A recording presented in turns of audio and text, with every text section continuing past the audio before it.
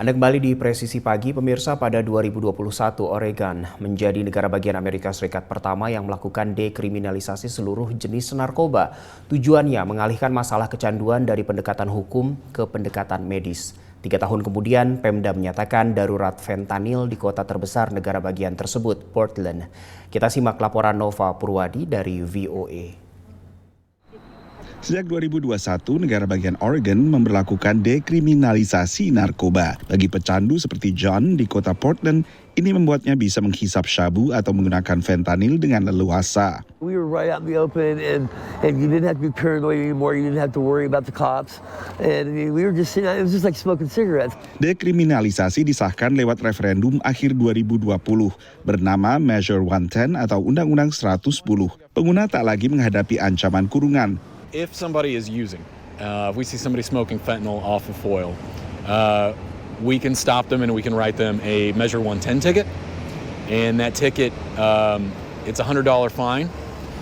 And basically, they can either call a phone number or pay the fine.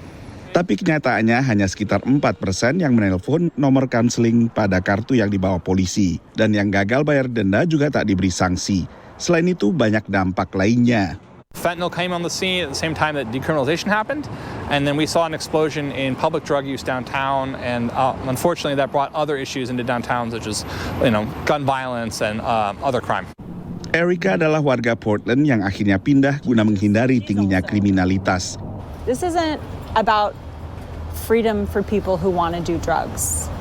This is an absolute tragedy, and where you have decriminalization, you have a bigger market for drug use. And the drug dealers come in and they have people to sell to. Kematian akibat overdosis opioid di Oregon meningkat dari 472 pada 2020 ke 1.000 lebih orang pada 2023. The spirit of Measure 110 was to stop using the criminal justice system to treat addiction. Instead, treat it as a medical issue and provide treatment. However, we haven't done that yet. So you decriminalized, but you don't build any infrastructure and you don't have any services for folks that need it. Di Dewan Negara Bagian dan kalangan aktivis muncul beragam wacana, mulai rekriminalisasi hingga reformasi saja. Fewer people are actually moving through a process because there isn't that pressure, essentially, that consequence and reward to move people into recovery like we previously had with drug courts and other systems that were in place. Undang-undang dekriminalisasi dulu didukung 58% pemilih di Oregon. 3 tahun sejak dekriminalisasi terjadi pergeseran opini publik di Oregon. Sebuah survei baru oleh Emerson College misalnya menemukan bahwa separuh lebih warga Oregon ingin membatalkan dekriminalisasi ini. Tapi lebih banyak lagi ingin sekedar terjadi perbaikan di sana-sini. Dari Washington DC, saya Nova Purwadi dan tim VOA. Di tengah berlanjutnya kontroversi soal dukungan Amerika Serikat terhadap Israel dalam perang di jalur Gaza, ibu kota Amerika Serikat dikejutkan dengan aksi bakar diri seorang laki-laki anggota Angkatan Udara. Pelaku menyebut tindakannya sebagai protes ekstrim sebagai penolakan terhadap apa yang sedang terjadi. Berikut ini liputan Valdia Baraputri dari VOA. Seorang personel aktif Angkatan Udara AS melakukan bakar diri di depan Kedutaan Besar Israel di Washington DC Minggu waktu setempat. Pada Senin sesudahnya, polisi ibu kota AS mengonfirmasi laki-laki tersebut meninggal dunia akibat luka bakarnya. Aaron Bushnell melakukan aksi bakar diri sekitar pukul 1 siang waktu setempat, tepat di belakang saya. Ini adalah lokasinya di depan Kedutaan Besar Israel di Washington DC.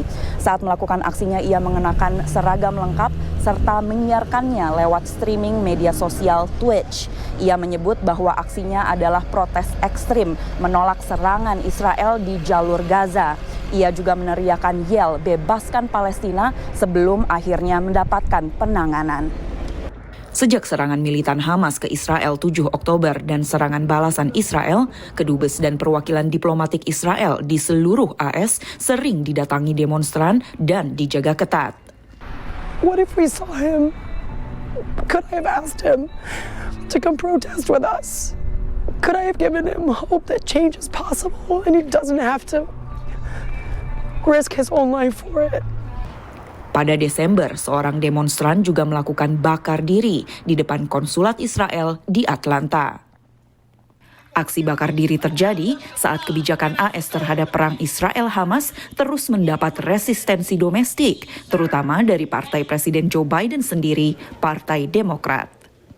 Di Michigan yang menggelar pemilihan pendahuluan pada 27 Februari, isu Gaza memecah opini warga setempat, terutama pemilih Yahudi dan pemilih Arab serta Muslim. I think Biden has done a pretty good job. I believe that he is juggling very hot balls right now. The point is enough. End of the day, that Joe Biden failed himself. Joe Biden failed the humanity. Pada saat yang sama, pemerintahan Joe Biden juga semakin berseberangan dengan pemerintahan Benjamin Netanyahu, khususnya soal perluasan serangan ke Rafah. More than 1 million people who have been pushed into this small space in Gaza because of military operations elsewhere. It's also the area where all of the humanitarian assistance comes into Gaza to serve all of Gaza. Pemerintah Biden mendesak operasi militer di Rafah harus disertai koridor kemanusiaan untuk memudahkan penyaluran bantuan ke warga sipil. Dari Washington DC, Valdia Baraputri dan tim VOA. Tetaplah bersama kami, Presisi Pagi akan segera kembali.